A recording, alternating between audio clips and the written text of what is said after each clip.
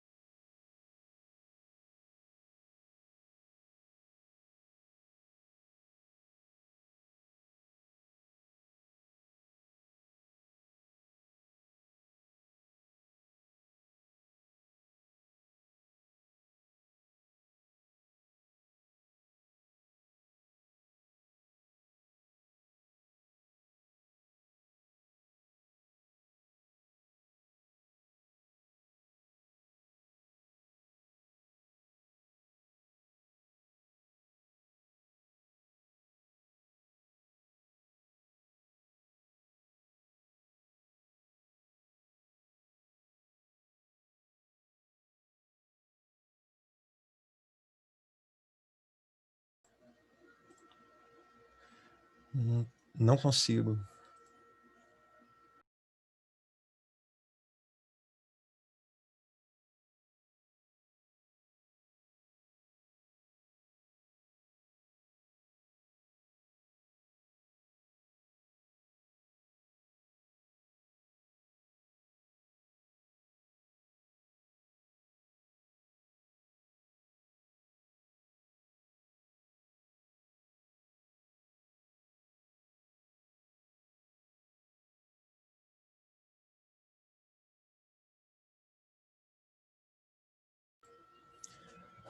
Boa tarde a todos e a todas. Daremos sequência agora à programação do ESUD e CIESUD 2020. Dessa vez, agora, às 14 horas, começamos a live Teaching the Digital Era, Competences, Challenges and Perspectives, com o professor Mark Nichols, da Open Polytechnic, da Nova Zelândia, e na mediação, o professor Carlos Alberto Oliveira, da Universidade Estadual do Rio de Janeiro. A gente deseja um ótimo evento a todos, que vocês continuem com a participação massiva, que muito tem estimulado os convidados e, de maneira mais abrangente, a toda a organização e também os outros participantes. A gente pede que, se vocês forem mandarem mensagens para o palestrante, perguntas, manifestações sobre a conferência, é interessante que vocês marquem para mandar a mensagem não só para o palestrante, mas também para os outros participantes. Isso é importante e é interessante, porque dessa forma as outras pessoas também vão poder acompanhar a pergunta, e inclusive interagir com os outros participantes. Lembramos também que há uma lista de chamada que vai ser colocada aqui no chat do Zoom. Então, é importante ficar atento para assinar, garantir a presença e a certificação ao final do evento, certo? Eu vou passar para o professor Carlos Alberto, que é o mediador dessa atividade, e desejamos a vocês uma excelente continuidade na programação do EDUD. Obrigado, Ranier. Bom te ouvir, bom te ver. Good morning, Mark. I hope everything is fine in New Zealand at this time. Vou fazer uma breve introdução minha, que fica uma situação estranha a gente se auto-apresentar, mas eu sou Carlos Alberto de Oliveira, conhecido como professor K.O. Eu sou vice-diretor do Instituto Multidisciplinar de Formação Humana com Tecnologias da Universidade do Estado do Rio de Janeiro. Também estou atuando hoje em dia como membro do Comitê Executivo do International Council of Distance Education, where I am very happily a member together with Mark Nichols, e sou consultor externo da Organização Mundial de Saúde para a estratégia de aprendizagem no novo formato que eles estão criando, que é Academy. E sou pesquisador do Laboratório de Inovação Tecnológica em Saúde. O nosso amigo Mark Nichols, ele tem a sua dedicação à educação à distância, e foi muito interessante. O Mark começou como aluno de educação à distância, sendo aluno internacional na Nova Zelândia. Ele obteve um Master of Arts, da Open University, em educação aberta e à distância em 2001, na Inglaterra. Depois ele fez o doutorado à distância pela Universidade de Otago.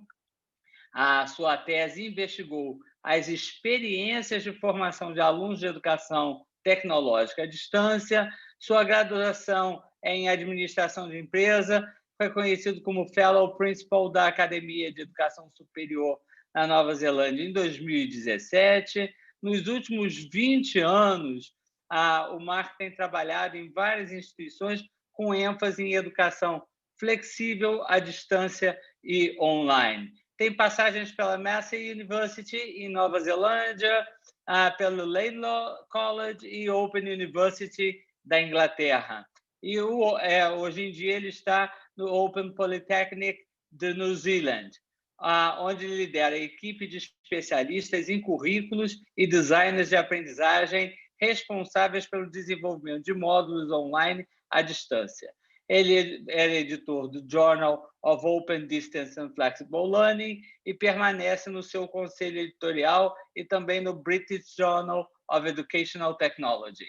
Ele também iniciou uma série de podcasts of Online Learning Legends em meados de 2018, que é imperdível, onde ele conversa com legendas ou lendas da educação aberta e à distância. Ele hoje é membro do Comitê Executivo do International Council of Distance Education.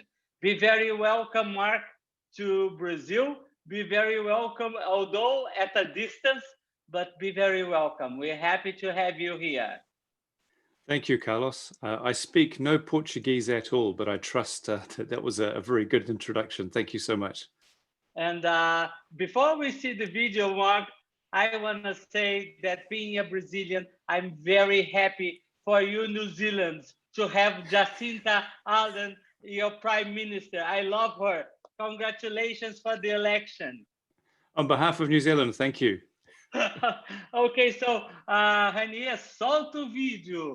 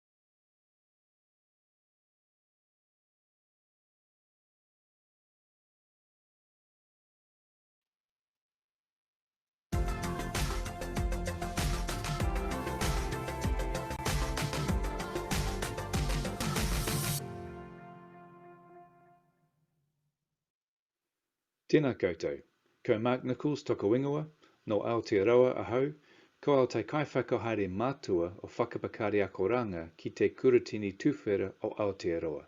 Tēnā koutou, tēnā koutou, tēnā koutou katoa. Formal greetings to you all from New Zealand. My name is Mark Nichols. I am the Executive Director of Learning Design and Development with the Open Polytechnic, New Zealand's largest dedicated provider of online and distance education. I'm also an ICDE Executive Committee member. I've been involved in digital distance education for 20 years, and across that time I've developed and taught online courses, trained online tutors, administered a learning management system, designed online applications, and led some internationally recognized online education teams. Throughout, I've seen the many benefits and opportunities for education in the digital era. I've been asked to talk on the subject of teaching in the digital era and to provide a set of competences, challenges, and perspectives. To do this, I'm going to explore 4 questions. I'm going to start with, what does it mean to teach? From there, I'll move on to those competencies that educators need if they are to teach well in the digital era. I'll then move on to what the main challenges are to digital education and finish with my perspective on teaching in the digital era. So what does it mean to teach? It's interesting how little attention this question gets. We all think we know what teaching is, but in the digital era, what it means to teach, and especially to teach well, is generally much more distributed than what it was in the past. Let's explore this briefly. Consider a lecturer addressing a full lecture theatre. Is this teaching? Well, it's not necessarily teaching well, but it is teaching nonetheless. Or consider someone demonstrating a chemical process. Is this teaching? Well, I don't think many of us would disagree that yes, this is teaching. How about a lecturer delivering a Zoom session? Is this teaching? Well, clearly this is teaching, even digital teaching. But how about a student studying online courseware, reading from the screen and taking notes? Is this teaching? If so, who's the teacher? In the case of a student studying, we do see teaching in action, but the teaching is not necessarily what we would traditionally consider teaching. Digital teaching is not necessarily watching a lecturer via Zoom or even involve a lecture at all. The student studying digitally may well be taking notes from text on the screen or from a digital simulation. Students in this case may not encounter any teacher at all. If so, then, who is the teacher? And what is teaching? From this, we can see just how inadequate the term teaching can be in digital education. When we hear the term teaching, we tend to think of a teacher. In digital education, though, who the teacher is may not be obvious. So then, what does it mean to teach? Does it mean having a teacher? Well, not necessarily. I invite you now to think about it for yourself and perhaps write down your thoughts. What does it mean to teach? For my part, I've always thought about teaching in terms of its effects. To teach is to cause to learn. Teaching is measured by its results. The whole point of teaching is to cause someone to learn. However, the sort of learning we are concerned with in universities is the sort of learning that results in an education. Education is a more formal type of learning, which involves students doing assessment and gaining credit toward a qualification. So teaching involves structuring learning in ways that enables a student to pass a course and gain learning objectives. Ultimately, the course adds up to a graduate objective or graduate profile, and the student completes their qualification. So we can think of teaching as structuring learning towards student attainment of course and graduate objectives. There's no need for a single identifiable teacher in the digital era, but that is not to suggest that those who now see themselves as teachers are not important. Far from it. Teaching digitally requires a range of different skills. TPAC, which is a framework popularized by Matt Kohler in 2012, helps explain 3 of the major areas of expertise that need to combine for effective digital teaching. TPAC is an acronym standing for Technological, Pedagogical, and Content Knowledge. Technological knowledge is knowledge about working with and applying technology. Pedagogical knowledge is what is known about teaching method and practice. Content knowledge is what is known about the subject. You need expertise across all three of these to become a truly effective and engaging online educator. It's extremely unrealistic to expect any one individual to develop expertise, really solid theoretical and practical insight, across all three of these quite different areas. Most academics are very knowledgeable about their subjects, but less so about effective teaching and learning theory. It's not realistic for individual academics to develop the proficiency needed for effective digital education. There is so much more potential to digital education than using Zoom, providing PowerPoint slides, and linking to YouTube clips, even ones like this. Effective teaching in the digital era is a team pursuit. At Open Polytechnic, where I work, we understand this. We purposefully bring together teams to develop our digital courses. These teams include learning designers, media experts, subject experts, and project managers. Each course might benefit from the expertise of at least 5 people, all of whom provide their specialist input. So who in this team is teaching? Well, arguably, all of them are. To teach in the digital era is to combine technological, pedagogical, and content knowledge. This is best done by a team of experts, each one of whom is involved in teaching. So to teach in the digital era is to combine 3 related forms of knowledge. It looks something like this. A team of learning designers, digital education experts, and media developers provide the technological and pedagogical knowledge. An academic or team of subject matter experts provide the content knowledge. Where they collaborate, digital teaching takes place. The TPAC model provides a very useful means of understanding what teaching means in the digital era. Which neatly leads us to question 2. What competencies do educators need if they are to teach well in the digital era? Well, earlier I talked about teaching meaning to cause learning. An important part of this is having some idea as to how education works and how it doesn't. To teach well, and especially to teach well digitally, you need to know about education. Consider these 7 common beliefs about teaching and education. I wonder how many of them you would say yes to. Do facts prevent understanding? Is teacher-led instruction passive? Does the 21st century fundamentally change everything about education? Does the ability to look things up mean we should spend less time teaching facts? Should we just teach transferable skills? Are projects and activities the best way to learn? Is teaching knowledge just indoctrination? Well, according to Daisy Christodoulou in her well-researched 2014 book, 7 Myths About Education, none of these is true. I admit that I was surprised about some of these, but the evidence is clear. Many of our personally held and often foundational beliefs about effective teaching may just be plain wrong, and it's very easy to transfer these misconceptions into digital teaching. What I'd like to do for the remainder of this section is to briefly mention some of the critical ideas that have influenced my own digital teaching practice. Hopefully there are some valuable resources here for you to consider. The first is a book by Paul Ramsden, widely cited, called Learning to Teach in Higher Education. It's pre-digital in its approach, but the 6 concepts explained in this book are fully transferable into online education. Ramsden's 6 principles are, firstly, interest and explanation; second, concern and respect for student and student learning; third, appropriate assessment and feedback; 4, clear goals and intellectual challenge; 5, independence, control and active engagement; and 6th, learning from students. Ramsden explains how effective teaching goes well beyond just knowing your subject and being able to talk about it. His work explores the student experience and how to add valuable structure to teaching for education. The second is another book, this time by Diana Laurillard. Her book, Rethinking University Teaching, is a classic. In it, she introduces the conversational framework, which explores how a student's ideas can be shaped to resemble the more accurate conceptual knowledge of a teacher through activities, reflection, feedback, questions, and revision.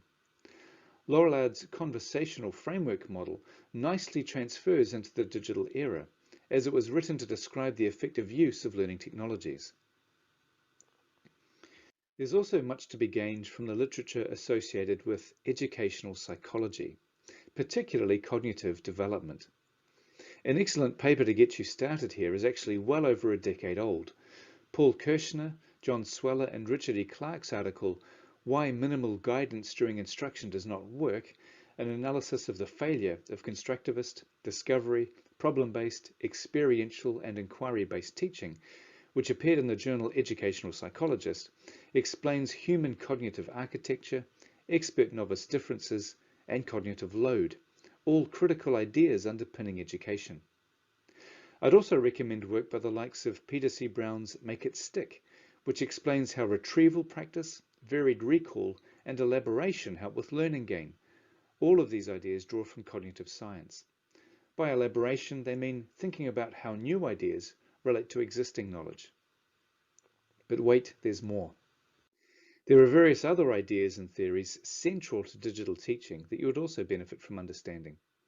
I think here of Borge Holmberg's guided didactic conversation, Robert Keegan's constructive developmental approach to transformative learning, Michael G. Moore's transactional distance theory, Michael G. Moore and Greg Kearsley's systems approach to distance education, and Rupert Wegerif's dialogic education.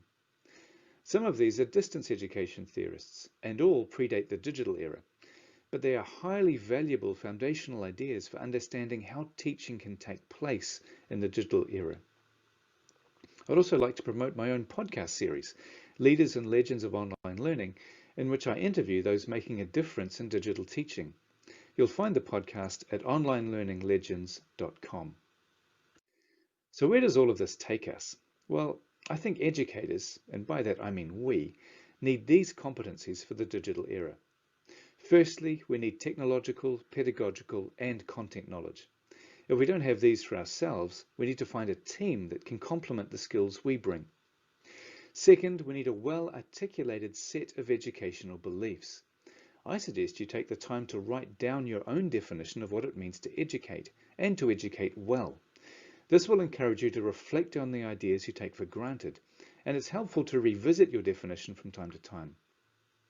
Third, we need a working knowledge of educational theory. I've provided some ways of achieving this earlier. There are some key ideas and subject areas it's helpful to be familiar with, including those related to conceptual alignment, cognitive load, recall, and elaboration. Fourth, effective teachers in the digital era need to have the courage to always learn and question their own set of beliefs about education. To be an effective teacher in a digital era is to be a self-reflective learner about what it means to teach. Finally, and this leads us to the third section of this talk, educators need an understanding of the educational context in which they educate. This context, I believe, represents one of the main challenges to digital education. So what are the main challenges to digital education? This is the third of the 4 questions I'm seeking to address in this talk. To begin with, I invite you to think about this for yourself. What are the main challenges you face when you think about digital teaching? I encourage you to think broadly, not just about the technical skills you might need. I'd like to present the challenges I notice in 3 sets. The first is this: an academic whose perspective is, I can just do what I've done before, only online. Well, technically this is true. It's possible to transfer what you do now into digital education. You can lecture via Zoom, upload PowerPoint slides, and take your favorite teaching approaches onto the internet. But this will likely fall far short of what is actually possible. Another related challenge is when universities themselves do not think differently. A university might come from the same perspective, asking teachers to do what they've always done, only online. There are some interesting reasons why universities might want to do this. It's much easier for universities to transfer their current teaching practice online than it is to rethink how education might be done differently. This lack of vision is, I think, one of the main challenges to digital education. The urge to just do what we've traditionally done online is seen all too frequently. The next set of challenges are related to this.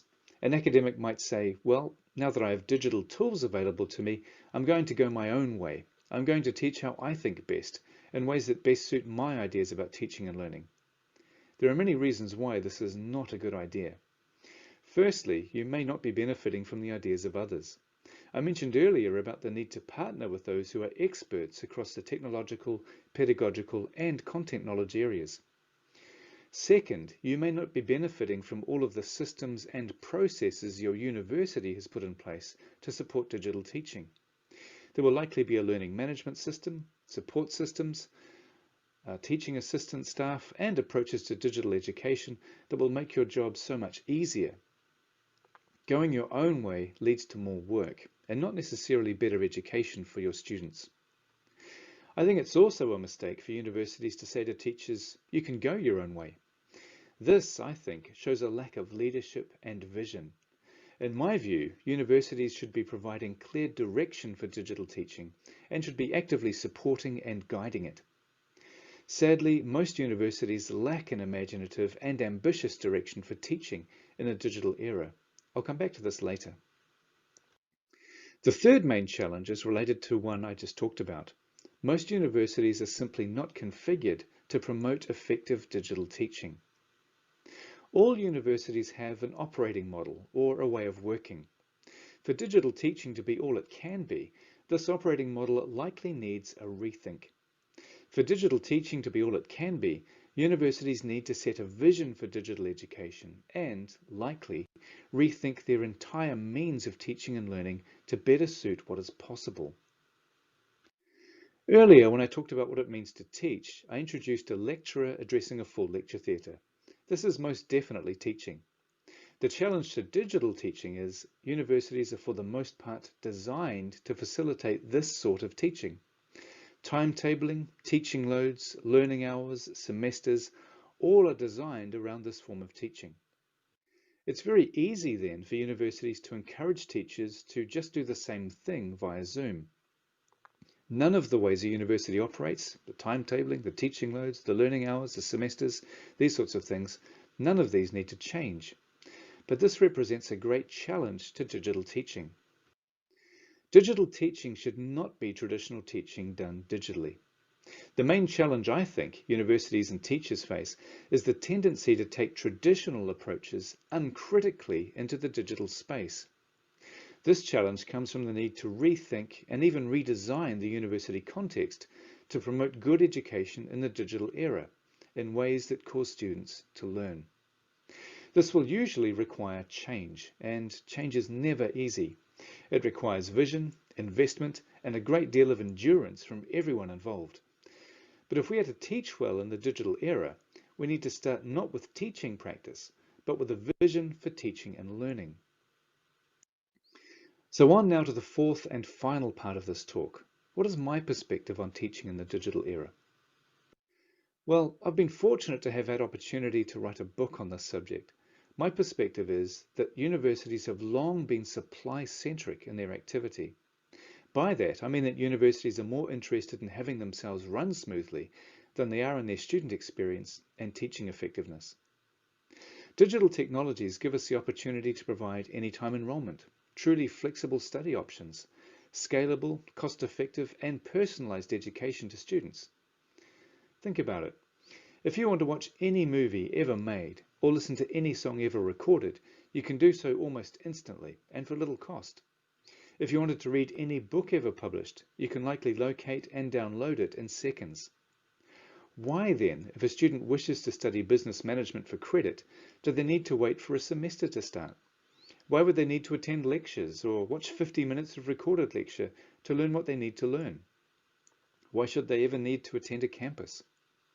We can design education to be so much better, and even under these conditions of accessibility, flexibility, and personalization, we can offer effective digital teaching.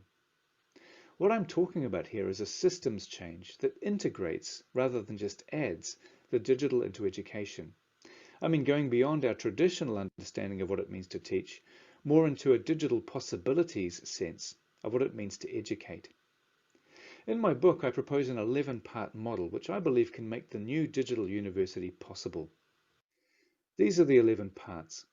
I believe a digital university and digital teaching should be consistent, data analytics driven, digitally agile, evidence-based, expert taught, flexible, learning activity oriented, part automated, relational, success-driven, and above all, systematic.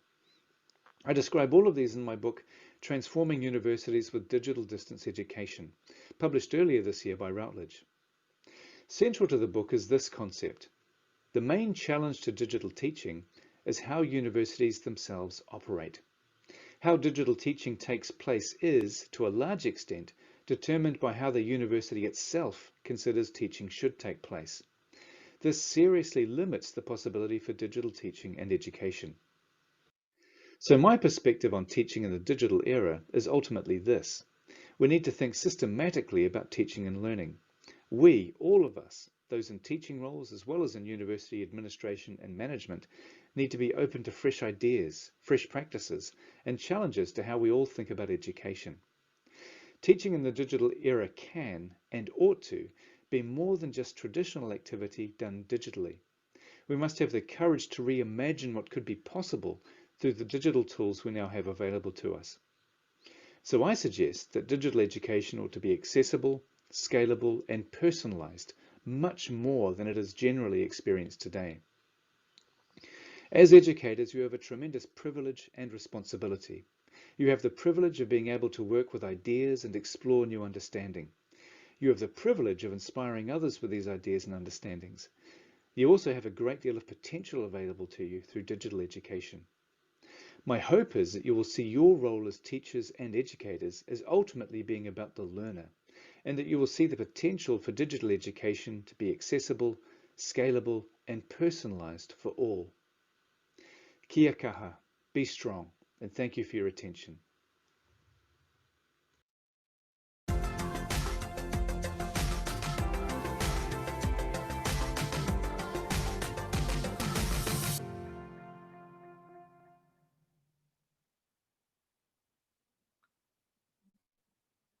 So, what a great chance we had to hear you, and now we can interact a little bit. And I have the privilege to be mediating, to be here and ask you the first questions or suggestions for you to speak a little bit more on some of the issues you made. One of them would be the rethink online learning is not just to do the same, but just online. And let me tell you why it is so important. It's because most of the time in Brazil, because of the pandemic, what we had was just changing from face-to-face to online learning. Most of the universities still don't have an LMS, but they have different platforms.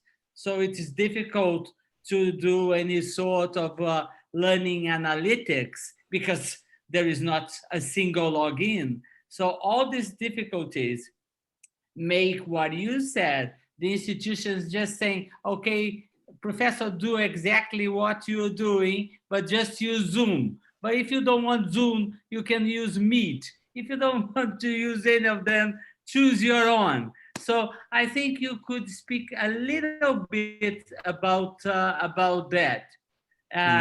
Eu não sei se vocês estão tendo tradução ao mesmo tempo. Eu não recebi essa informação, eu perguntei e não recebi ainda.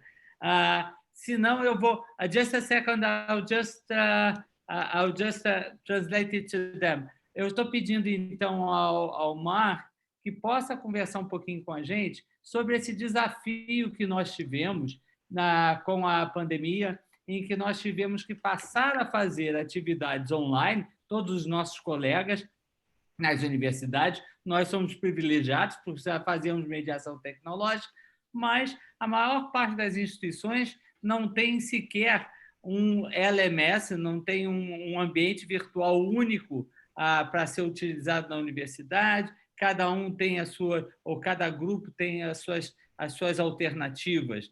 E ele tinha nos dito que as universidades também, ao redor do mundo, tendem a dizer para os professores: façam exatamente o que vocês já faziam e usem qualquer coisa, Zoom, qualquer coisa vocês podem usar. Então, eu pedi a ele que fizesse um pouquinho mais nos desse um pouquinho mais de fala sobre isso. But Mark, let me ask you now that you are going to answer. So please give me some time so that I can translate to them.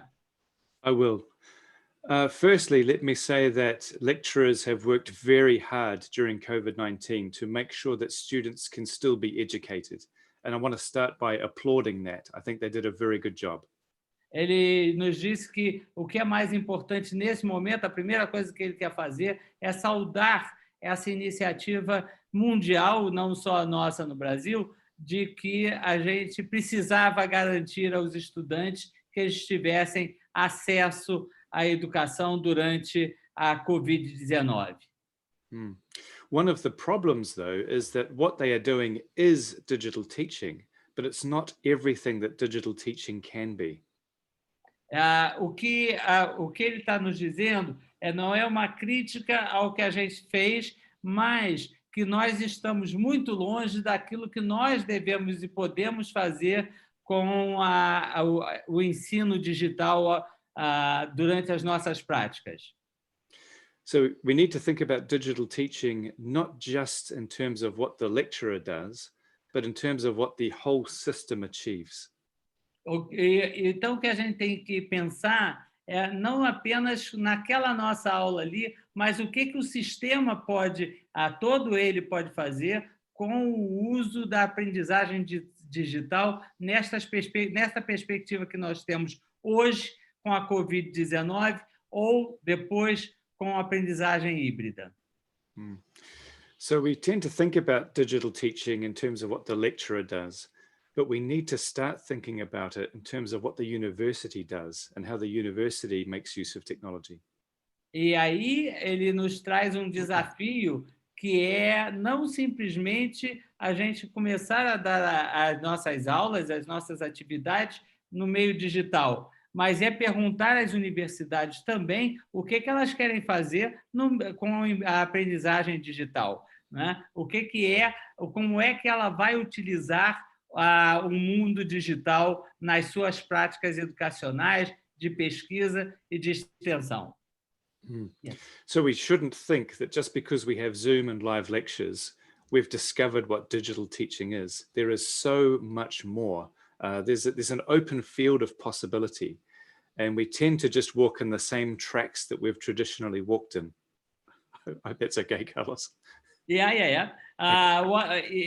Ele nos diz o seguinte, que assim a gente tem que ir para além do que a gente pensa que pode fazer simplesmente usando o Zoom ou as plataformas que a gente tem usado. A gente pode ir muito mais longe nessa prática com atividades digitais. Yeah. So what we really need to think about is what it means to teach and what it means to educate. How we teach digitally isn't the right starting point. We need to go a few steps back and think more foundationally. Então, ele diz que o que é muito importante é não começarmos a pensar o que é ensinar ou aprender digital.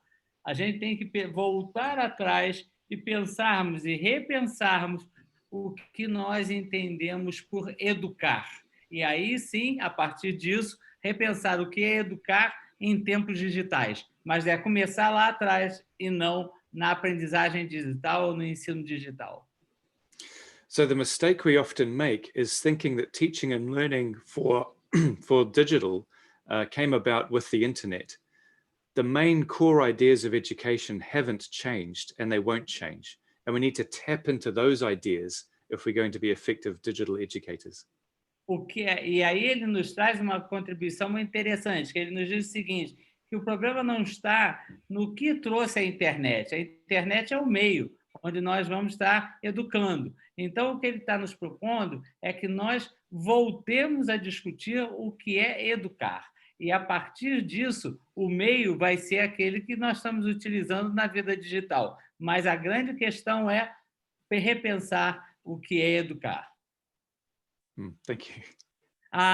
Can I ask you also to speak a little bit more on your main challenges that you said here in having the right operating model of our ecosystem, the system's approach, setting an overall vision for digital education, rethinking and redesigning the university context, change, vision plus investment plus endurance. And how does these main challenges fit your first idea, which is go back and think of what you believe education should be?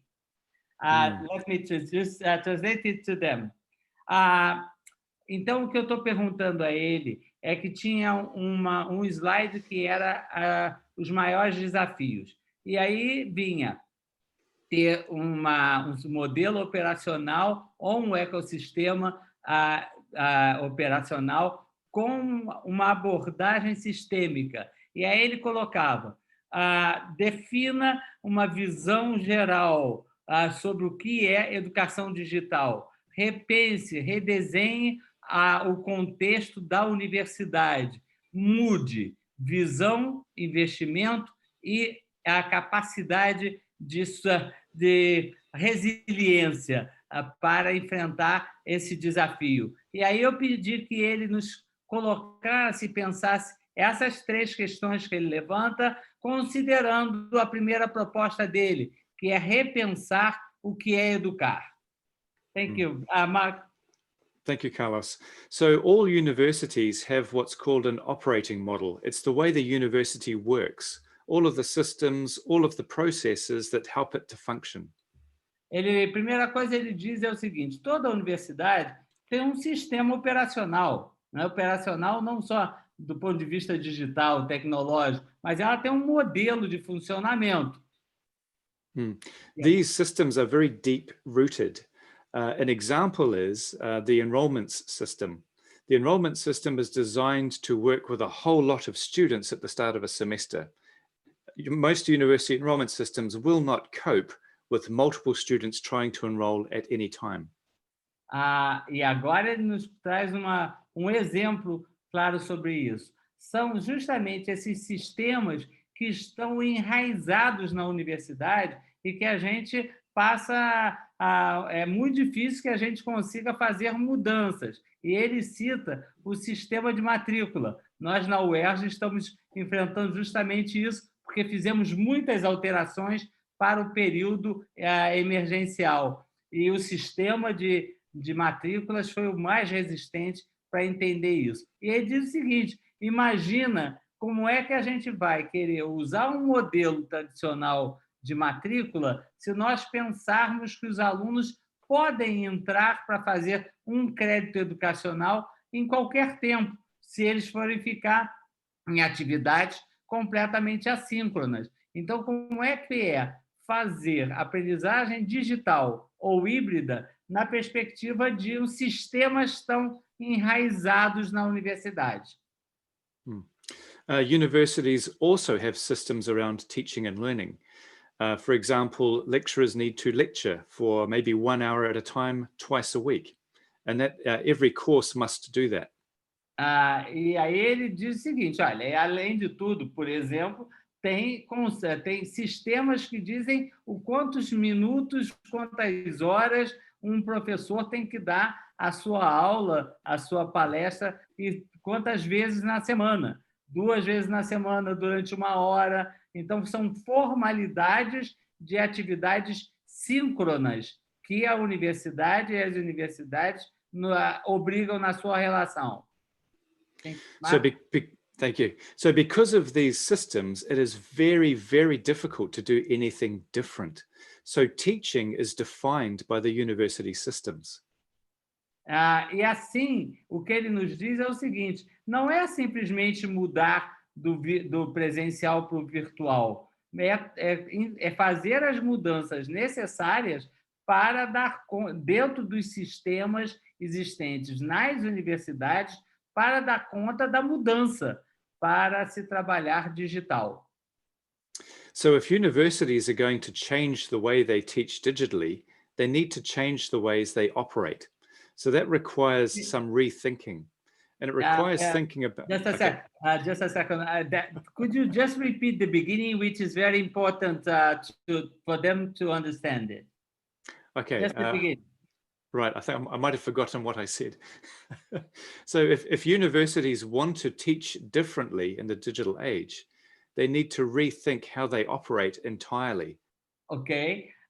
O que ele está nos dizendo o seguinte: se a universidade vai ter que trabalhar de forma digital ou utilizar atividades com mediação digital, ela terá que repensar necessariamente os seus sistemas de negócio, de funcionamento, porque senão não é possível. So that's why I say you cannot rethink digital education without rethinking how a university operates. Então, eu estava lendo uma pergunta. I was reading a question to pose to you, and I lost this last sentence. Could you just, Okay. because Okay. I'm doing all those two things at the same time. You're doing very well. Your Portuguese is much better than mine. So if we're going to rethink what it means to teach digitally, we need to rethink how universities operate. Então, o que ele está dizendo, se estão trazendo para os professores a necessidade da gente repensar como é ensinar no mundo digital, a gente também tem que solicitar que as universidades pensem como é ser uma universidade digital. So universities need to develop a vision of what they want to achieve through digital education. Otherwise, they will just do what they've always done, only digitally. E agora ele nos traz uma questão interessante. As universidades vão ter que pensar qual é a visão de uma universidade que quer ser uma universidade digital. Sem isso, vai ser só simplesmente sair do espaço presencial para o Zoom ou para qualquer outra plataforma. Let me ask or make a comment that comes from Anna Jungblos, and I hope I said it correctly. A potential of online learning is not having to limit yourself to the physical space of a room with four walls, but on digital platforms, Java, Moodle, learning management systems, Moodle, we transferred this spatial limitation without taking advantage of the network and cooperation. I think that she is just saying that she's with you. She agrees with you on this. Yeah. But I think if you can make a comment to Anna. Yeah, I certainly agree with Anna. The only thing I would add is we can take advantage of networks and cooperations, even in Moodle. E o que ele diz é o seguinte, que ele concorda contigo, Ana, mas ele acredita que, independente, também com o Moodle, a gente pode trabalhar com a questão da cooperação. Quer dizer, mas ele concorda basicamente com o que você está colocando aqui, mas agregando que, independente da plataforma, a gente pode, aí, mesmo assim, trabalhar com network e cooperação. And then, Mark. Yeah. So you can make use of asynchronous discussion forums very powerfully, and you can also use meetings like this alongside Moodle. Ele está dizendo para nós que, mesmo utilizando uma plataforma com as limitações do Moodle, a gente pode combinar outras atividades, como, por exemplo, de vez em quando, fazermos Meet utilizando outras plataformas. Ou seja, mesmo usando o Moodle, nós não precisamos ficar limitados a uma plataforma que impede muito trabalho cooperativo e network, mesmo usando os fóruns do Moodle. Mark? Yeah, so it is all about how you design education. Então, isso tem a ver com como nós redesenhamos a educação. Então, dependendo de como é esse redesenho, a gente consegue colocar, então, essas oportunidades.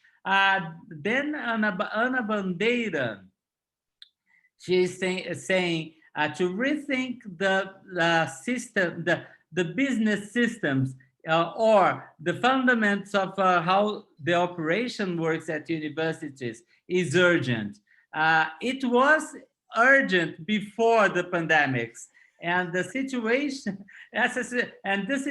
of the pandemics just made it absolutely necessary. I think she agrees with you, or she's just making or telling you a little bit of the Brazilian situation. The way we were managing our university system was very old-fashioned, was very structured, very formalized, bureaucratic. So we needed to change before.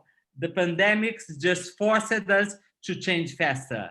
What do you have to say about that and your experience in the world? I would say it's not just a Brazilian problem, it is worldwide. Universities are based around a model of a single expert teaching a large group of students. O que ele está nos dizendo, inclusive, é o seguinte, que eu perguntei a ele se, sobre o comentário que Ana Bandeira nos faz, mas pedindo que ele fale um pouco também sobre a experiência dele mundial. Ele disse que o que ele tem visto é que essa situação da situação anacrônica dos sistemas universitários antigos, burocráticos, e que já precisavam ser repensados, não é só um problema brasileiro. Ele tem visto isso em muitos outros países. May I ask you something before you finish? Have in mind, if you could say what we should do, like what is the first step to really rethink universities digitally, but continue with what you were saying. Okay. In the digital world, so much more is possible, and one lecturer, many students, need no longer be a constraint. We could keep doing that digitally, or we could rethink altogether what it means to have one person as the focal point for knowledge. E aí ele nos traz o desafio da escala, que o mundo digital nos tira esse constrangimento que a gente tinha anterior sobre o número de alunos assistindo a uma atividade síncrona, como uma palestra e tal. Então, a gente tem que repensar o que é este espaço juntos, que não pode ter simplesmente o constrangimento que tínhamos antes da quantidade de pessoas numa mesma atividade. Yes, Mark? So, in response to your other question, I think it was, where do we start? I think, as I mentioned on my last slide, we need to think courageously beyond the current constraints that we face. O que ele nos diz assim, porque eu perguntei qual seria o primeiro passo para a gente começar a repensar essa questão nas nossas universidades. Ele diz o seguinte, que é a gente não ter nenhum constrangimento para pensar juntos o que são essas mudanças necessárias na educação superior. E isso ele utilizou no último slide que ele nos apresentou. And I don't mean just thinking about how we get lectures to students. I mean thinking much more deeply about effective education and how we can improve it. E aí ele nos diz o seguinte, como é que a gente deve fazer, é o que fazemos nas nossas universidades para repensar o que é educação e como é que faremos isso no meio digital. Can I just bring some of the comments here? One or two are in English and the others in Portuguese. And then we have, this is just fantastic, isn't it? We could never imagine to make a conference in 2 languages at the same time with participation. This is new time. I see Miliana there too, doing sign language. Thank you, Miliana. Yeah, and then Zania says, principally this thing of business, the business of education, qualification, and capacity building of teachers and professors at the universities. And then Benjamin says, Professor, I do believe, você acredita, do you think face-to-face education is coming to an end, or a dramatic diminishing of being focused on a brick and wall university. Keep this in mind. I'll be back to you. Yeah. And then Anna says, please recommend what reading experiences for a Brazilian public university to review its resolutions and legislation in search of this vision of digital university. I'll go to him, but Anna, I think that the first thing, make them read the right books, and then that they understand. Vanessa Batestin asks us, the majority of the institutions really are very conservative when considering the educational processes and structures. But but could you give us some examples of institutions in the world that have evolved in this sense of using technology in the changes in the methodology and organization, and how it has been? That's a lot of things. Yeah, Vanessa, this is a question that is worth another seminar at least. But anyway, Mark, so this is a group of questions and comments. I would like you now to comment on them. Okay, so in response to, I think, Benjamin, I hope face-to-face education still continues.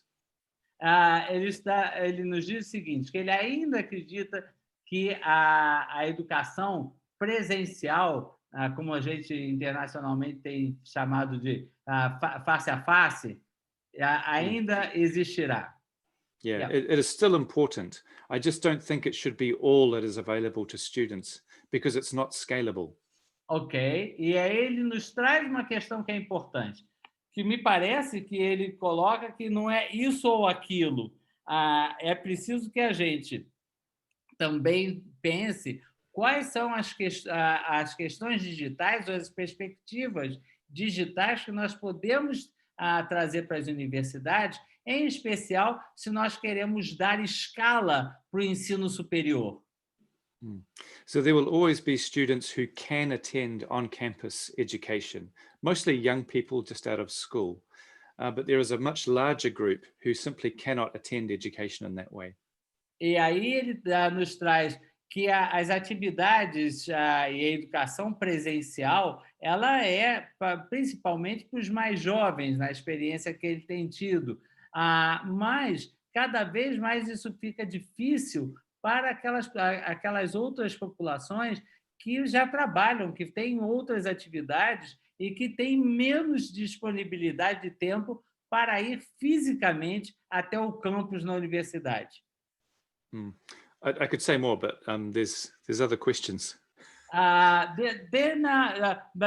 thank you. This was great. The other one, the last one I had put here was, how do you think the Brazilian public universities should start to review their resolutions and legislation? And then some examples of universities that have done a step forward. And then there is a last one, but please go on. Okay. I think in response to Anna's question, my book deals with that. My book talks about how universities can rethink how they operate. Could you just mention the title of the book? Yes, it is Transforming Universities with Digital Education. Which is esse é livro essencial para todos. Could you repeat the title, please? And then if you can write it here. Okay, it's Transforming Universities with Digital Distance Education. Okay, then if you can type the title, that's okay. Transforming Universities with Digital Education. So go on, Mark. Yeah, so reading that will help you think about universities in a different way and changing their operating models. E aí, nesse livro, ele mostra como é que a gente pode fazer mudanças estruturais nas universidades para a questão delas começarem a fazer as suas atividades de forma digital. Continue, please. Great. Oh, that's... Any other comment or no? No, that's okay. Okay. Let me, por favor, eu nesse grupo de perguntas que eu vou fazer, eu vou encerrar as perguntas para esta sessão, ok? The Eliezer makes a comment that says the students for a face-to-face university or educational activity is one, and for online is another one. The two opportunities are equally important, and the technologies may make the face-to-face better, and the distance education may learn also with the face-to-face activities also. So both ways should learn, and then we will have many more ways. And then we go to congratulations for this presentation. O nosso Lucas elogiando. Mark Nichols explained the challenges and opportunities for digital education. You saw it here on your notes. Good afternoon. Maria Lúcia do G says, good afternoon. Could you please... peço a eles que me auxiliem, porque eu não estou conseguindo abrir para assinatura o arquivo. No. This is not for you. Professor, what do you think about gamification in the universities? Most of the teachers do not know how to create online games. Because of that, they do not apply on online games. Could you please comment about that? And okay, so remember, when he is answering this question, I will finish the questions here. So please, if you have any other question, do write in our wall here. Então, por favor, enquanto ele estiver respondendo, quem tiver perguntas, traz aqui para o nosso chat. Okay, Mark? Okay, an earlier question asked about organizations that have changed. Open Polytechnic in New Zealand has changed and does offer the sort of education I'm talking about. Ele está nos dizendo o seguinte, que já dá um exemplo que é com a Open exactly why ele tá nos dando o exemplo da Politécnica da Nova Zelândia, que fez exatamente essas mudanças necessárias e estruturais que ele menciona. Okay? Okay, Mark? Yep. Okay. Another question was about face-to-face and distance and how technologies can improve face-to-face and face-to-face can enhance distance. I just want to say that face-to-face education also needs to now start learning from distance education. Could you repeat this answer, please, Mark?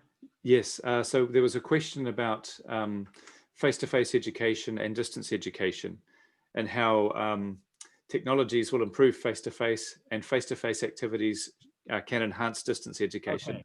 I'd also like to point out that face-to-face education should also learn from distance education. Yeah, ele concorda também que assim como a presencial tem que aprender com a educação à distância e com as experiências, também ao contrário isso tem que acontecer. Then there are three questions that Lucas is. I sent three questions, but I can't find Lucas. Your three questions here. Oh, it is up here with it's when he says congratulations for this presentation, Mark. There are three questions here. So if you can have a look at those. Yes, that's the next. Yep. I'm onto that one now. Yeah. So will the future of education have a professor? Yes. The professor may not be lecturing on a regular basis, but they will still be involved in sharing their expertise. O que ele nos diz sobre será necessário que a gente tenha ainda professores físicos nesta universidade digital, e ele disse claro que sim, talvez não no modelo antigo de aulas expositivas, lectures, mas eles serão necessários para trazer o seu conhecimento específico. So I think if you're developing a career as a professor, you need to think not in terms of how will I lecture, but instead how will I educate. E aí ele traz uma coisa que eu acho que a gente tem que sair daqui pensando, que a primeira, que é um professor, neste novo tempo, não tem mais que pensar como é que eu vou dar a minha aula, mas como é que eu vou educar numa perspectiva digital. And also seek to work not as an individual, but as part of a specialized team. E aí também não pensar que você vai continuar trabalhando isolado, mas que você faz parte de um time especializado trabalhando junto. Yeah. The next question relates to gamification. I don't have a lot of expertise about gamification, so I'll have to pass on that question. Me neither, so I can't help them. Ele disse que ele não tem muita experiência sobre utilizar gamification, então ele prefere não entrar nessa questão. Can I I have some questions or final comments here, which are, what do you think about gamification? We have just said teaching, I sent 3 questions, yes. Concuerdo que la educación debe aprender creo que pandemia ha sido un gran oportunidad. I would like you to speak a little bit more. How do you think we can profit of the pandemics? Because it is difficult to say that in the middle of a pandemic or in a war, we are profiting. Yes, we are. Science is profiting. We have never gone so far in a vaccine as we are going so far and so fast. Too fast. But anyway, science is moving. So I would like you to speak a little bit on how do you think that education is moving in this digital era during the pandemics? Did the pandemics help us with a century discussion of using mediation? Yeah, I think the pandemic has been good and bad for digital distance education. Ele disse que ele acha que a pandemia trouxe coisas importantes, coisas boas para a educação digital e também trouxe dificuldades para ela. It's been good because people have been forced to think differently and they have worked in a digital way. Ok, e aí uma das coisas fundamentais é que fez com que as pessoas pensassem como é trabalhar ou como é educar com o meio digital. But it's bad because I think many universities might think that they are now digital, when in actual fact they're nowhere near being fully digital. E aí ele diz o seguinte, e o que é mal é pensar nas universidades que nós já viramos digitais simplesmente porque estamos fazendo atividades digitais. So universities have started with their current operating model and extended it into digital through the pandemic. But what universities need to do is rethink their operating model so that they can make the most of what digital has to offer.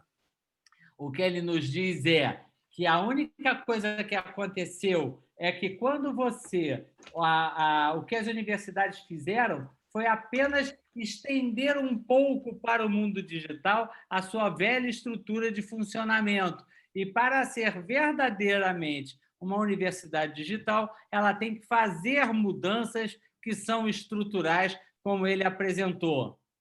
And Mark, I think I have 1 or 2 comments coming from Argentina. Maria Andrea, I don't know if you're from Argentina, but you wrote in Spanish. Maybe you are, but you have just got your answer. And Susana Del Valle Natividad, it comes from Argentina. So she's from Universidade Nacional de Rosario. And then I have to translate from Spanish to Portuguese and to English. She also agrees that it has been an opportunity during the pandemics to democratize the learning and to make the virtual counters of the virtual working of the universities, but without public policies that stimulate or support this modality of teaching and learning, we have, and this is something very important, Mark. I want to know what you have to say about that, coming from New Zealand with Jacinda. How can we include the excluded from the digitally divided into this digital university? Don't you think that if we don't do it, we are going to deepen the differences between these populations? Yes, I do. I think distance education has always made education possible for those who can't attend university campuses.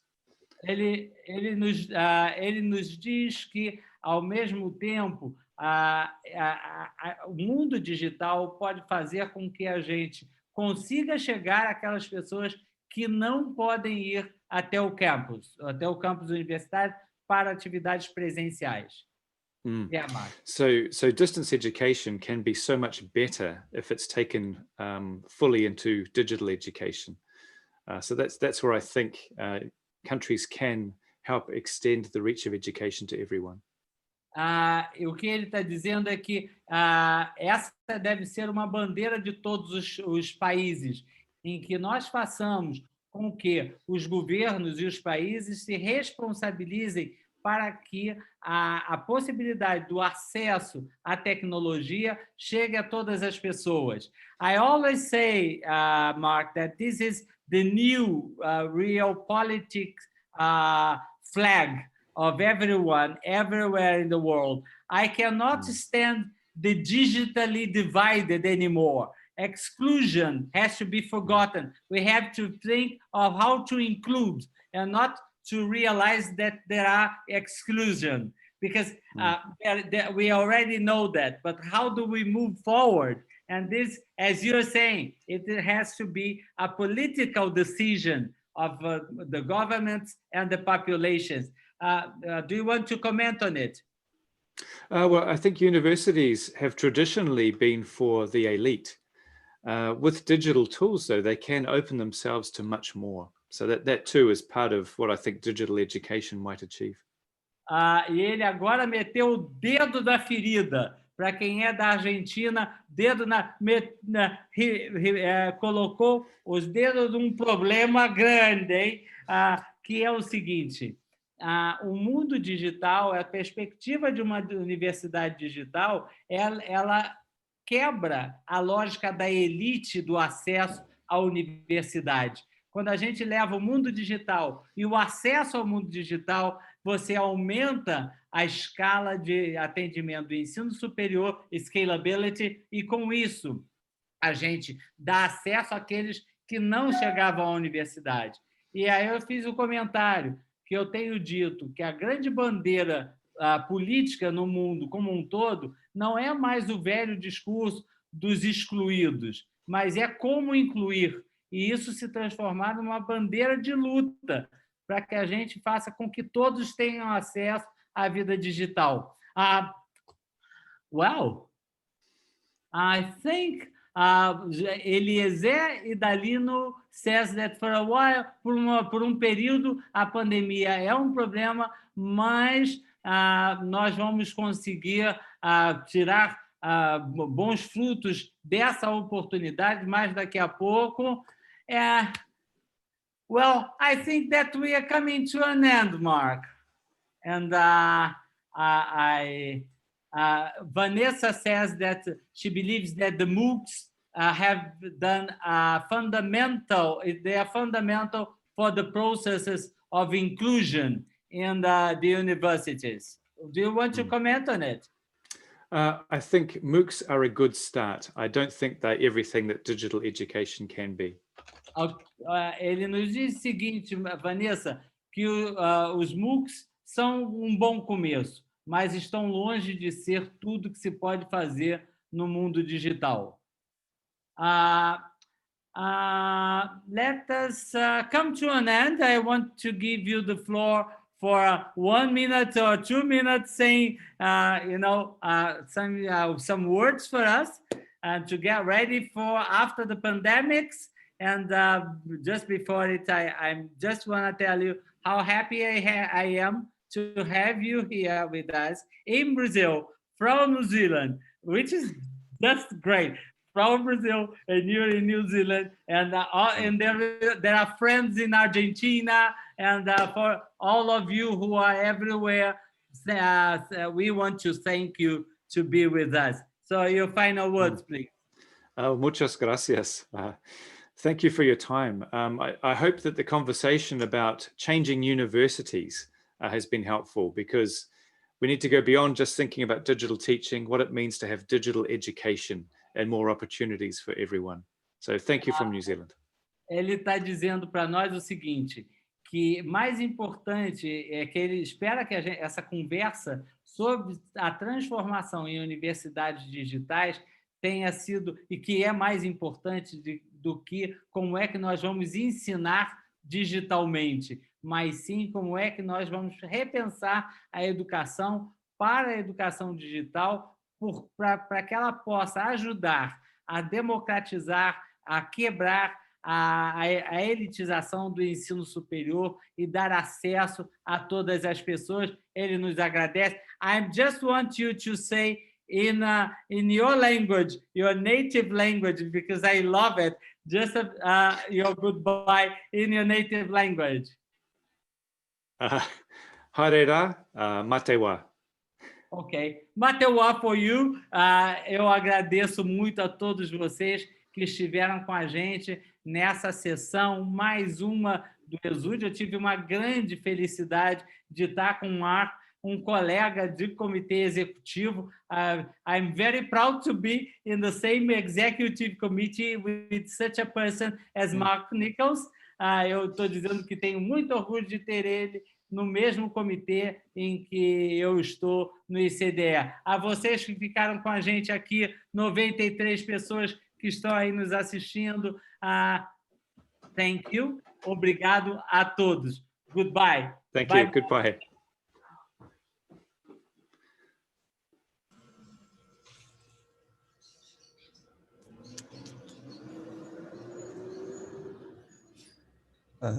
Obrigado, Professor Carlos. Thank you so much, Professor Mark, for the brilliant talk. Obrigado, Professor Carlos, pela mediação fantástica, e também o trabalho de tradução, né, várias coisas ao mesmo tempo, multitarefas, fantástico. Não é fácil, não é muito confuso para um cérebro que está com poucos neurônios. A gente recebeu elogios aqui da sua mediação, né, no próprio chat, então, e também por mensagens diretas que chegaram até a organização. Então, muito obrigado, né, pelo esforço, pelo trabalho. Quero lembrar a todos que ainda estão aqui que a gente vai colocar novamente a lista de presença aqui no chat, certo? Para quem não assinou, por gentileza, assinarem para vocês garantirem a presença. O Vitor está colocando aqui, a Associação Unirede colocou aqui agora, tá bom? E aí quero lembrar a vocês que a programação continua, né? Agora às 16h30 a gente vai ter um outro webinário, os desafios do ensino em meio à pandemia, a experiência das instituições de ensino superior.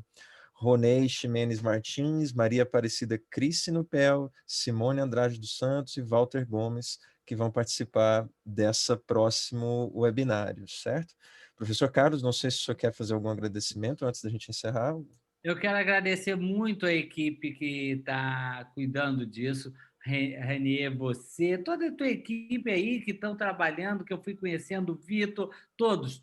É uma surpresa muito grande. É a primeira vez, óbvio, que fazemos o ESUD completamente virtual, todos os riscos que poderia dar errado, mas vocês tiveram a coragem de levar o evento a excelente termo. Estou aprendendo muito, porque ano que vem o nosso ICDE, que não vai ser o ICDE como nós fazemos a cada 2 anos, ele vai ser todo virtual.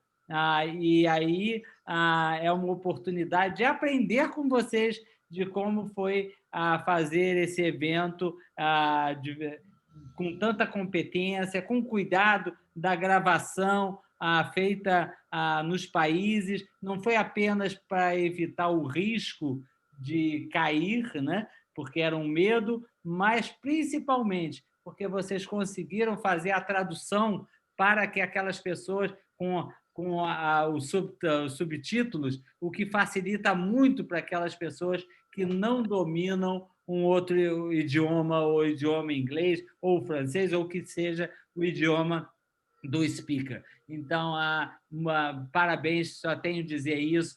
Obrigado pelo convite, foi uma oportunidade. Primeiro, foi tão bom ter indicado o Mark e ele ter feito uma palestra que eu acho que foi importante para todo mundo. E segundo, por vocês terem me convidado por estar aqui, tá? Obrigado. Nós é que agradecemos, professor. Pois bem, a gente continua com a programação do ESUD, próximo evento agora, às 16h30, tudo bem? O webinário, os desafios do ensino em meio à pandemia, a experiência das instituições de ensino superior. Não se esqueçam de assinar a lista que está disponível aqui no chat para quem não o fez ainda, tudo bem? Qualquer dúvida, informação, a gente tem os contatos no site do ESUD, exud2020.ciar.fg.br. Obrigado a vocês, uma ótima tarde, boa continuidade aqui com a programação do ESUD, CIESUD 2020.